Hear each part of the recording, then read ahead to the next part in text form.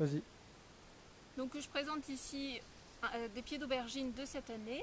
Donc c'est une variété de Collier paraseméar, donc c'est une variété traditionnelle portugaise.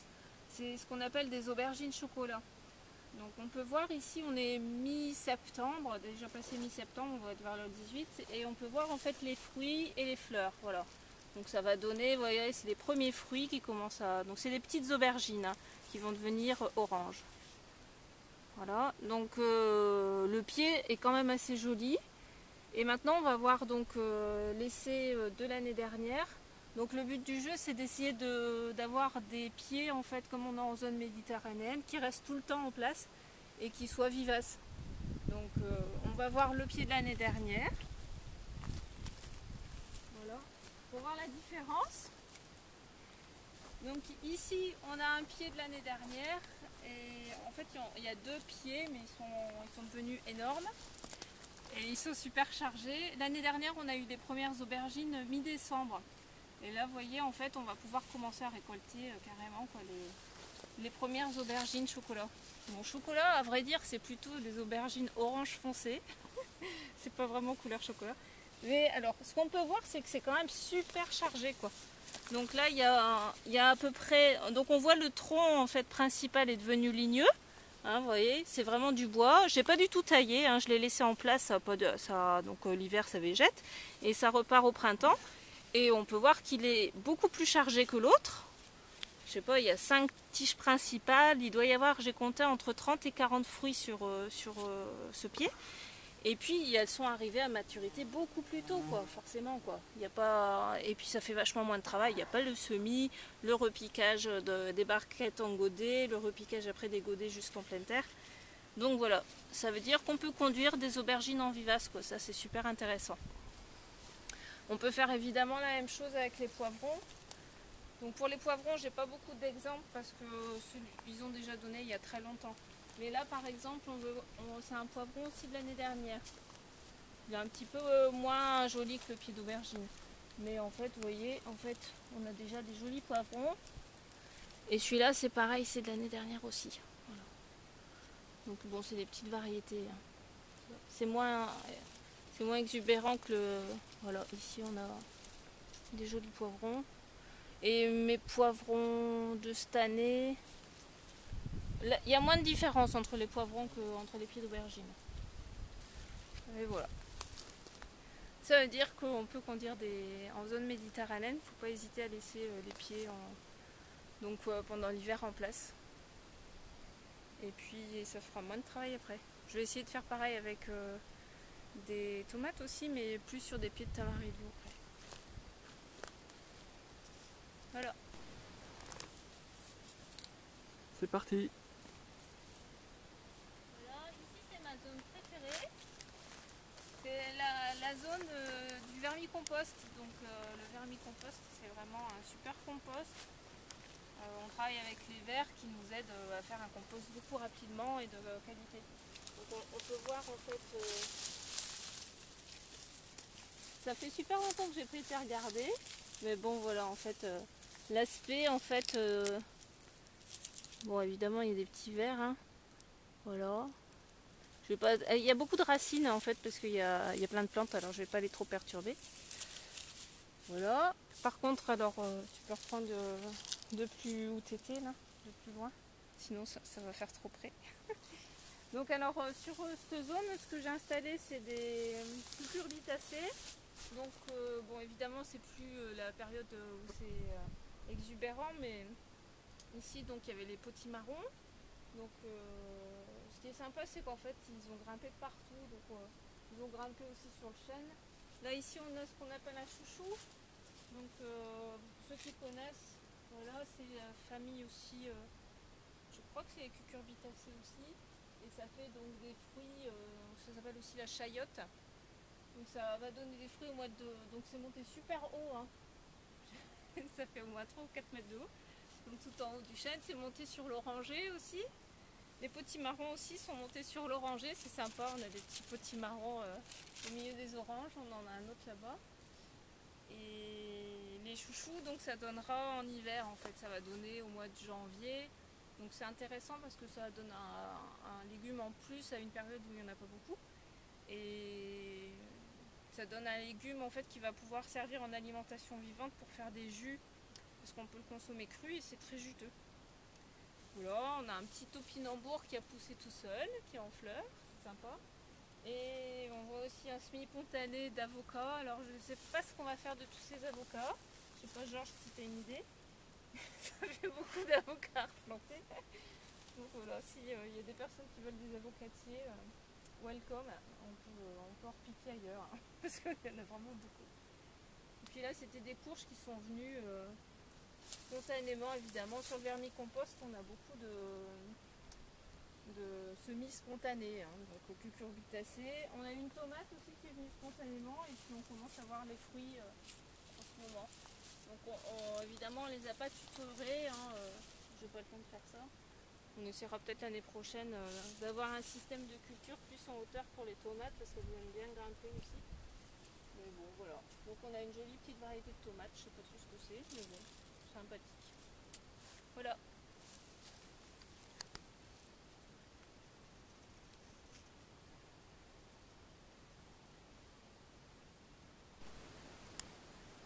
Donc ici c'est une zone du jardin où il y a plein de choses à montrer. Donc on a encore un bel exemple de piments qui ont été conduits en vivace. Donc ceux-là, on voit le tronc, il est bien ligneux. C'est de l'année dernière. Donc je les avais pas taillés. Et je pense que c'est super de ne pas les tailler parce que en fait, voilà quoi, il est hyper chargé quoi, par rapport à ceux de l'année dernière. Donc, et puis on voit en fait qu'il commence à donner des premiers piments rouges, tandis que l'année dernière, donc on est mi-septembre, l'année dernière je les ai eus à mi-décembre, donc ça fait quand même 3 mois d'avance, donc c'est super intéressant. Et derrière en fait, donc évidemment c'est un peu difficile pour la caméra, mais on voit donc pareil un pied d'aubergine de l'année dernière, voilà, qui est déjà tellement chargé en fait que ça s'affaisse un peu. Voilà, et les aubergines sont déjà donc prêtes à consommer avec 3 mois d'avance par rapport à l'année dernière. Donc ça c'est super intéressant. Ah tiens, on peut remarquer aussi que c'est fait sur BRF. Donc en fait le BRF a été incorporé au sol. Mais voilà quoi, ce qui est super c'est qu'il n'y a pas du tout de désherbage. Et puis on a quand même un peu moins d'arrosage par rapport aux voisins qui font en sol nu. Nous on arrose une fois tous les 2 jours, tandis que les voisins ça va jusqu'à 1 à 2 fois par jour. Donc en zone sèche c'est quand même intéressant, ça fait quand même moins d'arrosage. Même s'il faut quand même arroser avec le BRF. Donc après ici derrière ce qu'on voit c'est les...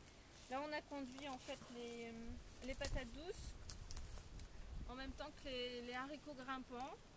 En fait parce qu'on m'a dit que les patates douces fallait surtout pas qu'elles s'enracinent. Alors du coup j'ai essayé de les conduire en fait en les faisant grimper, mais en fait elles aiment bien être au sol. Donc après elles retombent vers le bas parce qu'elles n'ont pas envie de grimper. Mais bon ça fait un joli feuillage en tout cas. Voilà. Donc on verra ce que ça va donner après. Et puis de l'autre côté, ici on voit une plante qu'on n'a pas l'habitude de voir. Donc ça s'appelle lulo ou naranjilha en portugais. Et en fait c'est une... en français ça s'appelle naranjil. Alors j'ai semé à partir de graines. Alors j'en ai une qui est très piquante avec plein de picots. Elle fait des feuilles super épaisses, dufteuses avec une super couleur violette quoi. Elles sont vraiment très chouettes. Et puis après j'en ai une autre ici qui est en fait sans picots, donc carrément génial quoi. Parce que ici elle n'a pas besoin de protection. Hein. Donc voilà. Alors par contre elles ont fait des fleurs déjà l'année dernière. Là ils ont 2 ans en fait. Hein. Et puis on voit, il y a en fait encore une fleur par exemple ici. Par contre en fait ce sont des fleurs mâles. Donc j'ai pas eu de fruits encore. Alors heureusement j'ai un petit bébé dans une barquette et j'espère que ça sera un pied femelle parce que pour l'instant il semblerait que visiblement je n'ai que 2 pieds mâles, donc je risque pas d'avoir des fruits. Voilà. Donc pour avoir les fruits de la naranjile, il faudra attendre encore au moins 1 année, le temps que le 3e pied grandisse et en espérant que ce soit un pied femelle cette fois-ci. Voilà pour la naranjile. C'est parti. Donc ici en fait on a un joli panier de haricots grimpants. Donc à vrai dire, on les a pas. On voulait les faire grimper sur des maïs. Les maïs n'étaient pas très très grands, donc on a fait les trois sœurs là. Donc cucurbitacées, haricots et maïs. Et ça faisait un gros beans quoi, parce qu'en fait les maïs n'ont pas grandi beaucoup, donc du coup en fait après j'ai mis des ficelles pour compléter un peu pour ces haricots. Mais bon, ceci dit, donc on a beaucoup d'haricots, puis on a quand même mangé des maïs crus. Les courges c'est un peu moins exubérant, je pense que je sais pas, peut-être qu'elle manquait un peu d'azote. Voilà. Sinon ici on a des petites tomates cerises sympathiques. Là on a un pied de plantes sauvages. Famille Solanacée. Alors évidemment là elle est devenue vraiment exubérante parce que on est sur la plate-bande potagère, alors elle bénéficie du BRF, de la micro-irrigation, donc elle est vraiment très grosse. Donc ça s'appelle de la morelle, Solanum nigrum, morelle noire. Donc il ne faut pas confondre avec, il faut savoir identifier les plantes sauvages. Famille de la Solanacée, donc c'est des plantes en général qui sont toxiques. Et la morelle noire, en fait, surtout celle donc voilà qui a les fruits qui sont mat. On peut voir les fruits sont pas brillants. Elle est comestible, elle a un goût en fait un peu de réglisse. Voilà. Moi j'aime bien. C'est très variable, il y a des gens qui n'aiment pas du tout. Genre j'adore aussi un oasis. Il ne peut pas s'empêcher d'en prendre à chaque fois qu'il passe à côté. Et il y a bien raison. Et puis comme autre plante intéressante ici dans le coin, on a de l'onagre par exemple derrière, qui devient vraiment exubérant. Les fleurs d'onagre, elles s'ouvrent à la fin de la journée, donc c'est rigolo, on a l'impression qu'il n'y a pas du tout de fleurs et puis en fait dans 3 heures ça va être tout fleuri. Et puis ici on a une de mes préférées, je suis vraiment super contente d'avoir trouvé un rhizome de yacon, donc ça s'appelle poire de terre ou yacon, en anglais c'est jicama. C'est utilisé par exemple en alimentation vivante, donc c'est la racine qui est comestible. C'est une cousine, alors on voit tout de suite que c'est une cousine, vous voyez, par rapport à son porc, comme ça, opposé des cuissées, du topinambour et du tournesol. Voilà, un peu le même porc. Elle fera sans doute à peu près la même dimension à taille adulte, parce que là, elle est en pleine croissance. Voilà. Et donc ce sont les tubercules, donc ça fait une souche au niveau de la racine, et ensuite autour de la souche, il va y avoir d'autres tubercules qui vont être agglomérés tout autour. Donc ça, normalement c'est une plante qui donne beaucoup de tubercules, donc, qui est assez intéressante. Et j'imagine qu'elle va donner ses tubercules plutôt fin de l'hiver, début du printemps. Mais bon, c'est la première fois que je la plante, donc je suis pas certaine. Mais vu qu'elle est assez tardive en développement par rapport aux autres plantes, je pense que ça va donner ça. Et sinon j'ai eu l'occasion de goûter les tubercules, ils sont super bons en fait, c'est croquant, juteux et légèrement sucré. Ça comporte de l'inuline, donc c'est une plante qui est supposée être en tout cas bonne pour les diabétiques. Voilà. Mais bon, moi c'est surtout pour le fait d'avoir un légume croquant qui se mange cru, assez juteux, donc je pourrais utiliser, mon idée c'est d'essayer de faire des frites en fait, vivantes en fait, hein, donc des sortes de... les détailler comme en frites et puis manger ça avec une sauce végétale. Quoi. Voilà, elle est toute douce. Voilà, jolie plante. Bon. Donc ici on a fait un essai. C'est bon? Yes. On a fait un essai de. Comment ça s'appelle? Cacahuètes amendoim en portugais. Donc on a trouvé des cacahuètes crues, donc on a essayé de les planter. Voilà. Donc en fait ça donne des fleurs à ras du sol et après les fleurs en fait elles font une tigelle qui va aller, c'est curieux en fait, hein, ça s'enterre et ça fait des gousses dans la terre, voilà. Donc bon évidemment là elles sont pas super grosses mais bon j'ai pas mis de compost et puis en plus elles ont souffert parce qu'elles étaient dans la serre et puis on les a dépiquées parce qu'on a démonté la serre pour les remettre ici. Ah, donc elles ont du mérite déjà de donner des fruits donc c'est super, même si elles sont petites je suis contente. Voilà, donc c'est super. Bon, par contre, bon, j'attends qu'elle fane pour les récupérer. Je sais pas trop. On a sinon ici, qu'est-ce qu'il y a d'intéressant à montrer? On a ici un essai en fait de repiquage d'ananas. Donc ici on peut voir, c'est celui que j'ai repiqué l'année dernière. Donc il est quand même super joli, à côté d'une superbe chicorée qui a... Donc ça c'est un essai de semis direct. En fait j'ai balancé des graines un peu de partout et puis de temps en temps j'en ai qui sortent, donc c'est bien. Et celui-là il est un peu... Il a 9 mois en fait, il est un peu plus récent que l'autre. Donc ma technique en fait c'est que en fait je mets l'ananas, je coupe le sommet et puis je replante en fait comment ça s'appelle, la partie de la houppe, la houppe de l'ananas. Et après j'ai essayé de faire un peu différemment parce que j'ai vu que les racines elles partent en fait du tronc central, donc tout le reste en fait du haut de l'ananas est mangé par les vers de terre qui se régalent, visiblement ils aiment bien ça. Et puis les racines en fait, les petits radicelles partent du tronc. Donc pour les essais suivants, parce que j'en ai d'autres en fait, j'en ai un autre ici. Voilà. Tant qu'il y a du vert, il y a de l'espoir. J'en ai un autre ici, donc lui il est reparti, on voit bien. Voilà, donc il est joli celui-là. Et après j'en ai d'autres, mais je sais pas s'ils vont repartir. C'est des ananas Ah ouais, je pense que c'est bon aussi, regarde, tu vois. L'ananas des Açores, donc c'est une autre variété qui est super bonne, donc j'espère que ça va bien le faire. Mais ceux-là, ils sont récents. Celui-là, il a un mois, puis j'en ai encore un là-bas derrière. Ah ouais, il part aussi celui-là, cool.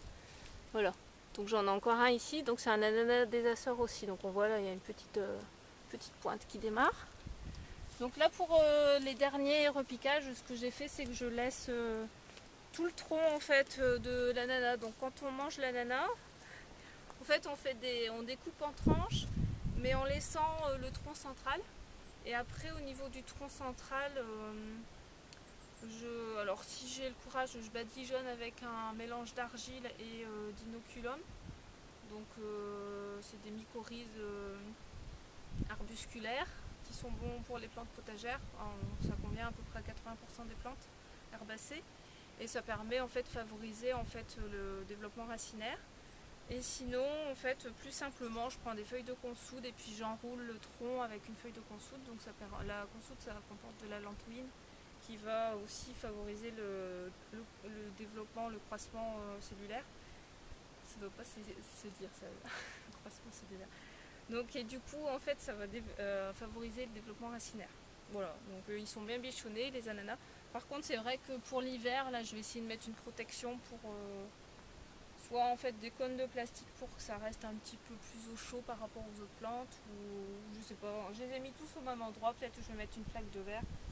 Voilà. Normalement ça a besoin de beaucoup de compost aussi, donc là il n'y en a pas, donc il faudra que peut-être que j'en rajoute un peu au pied tout autour avec un peu de BRF, je pense que ça sera sympa. Je pense que d'ici un an je rajouterai, enfin pour l'hiver, là l'automne, je vais mettre du compost puis après du BRF par-dessus. Voilà. Donc que du BRF, je verrai bien.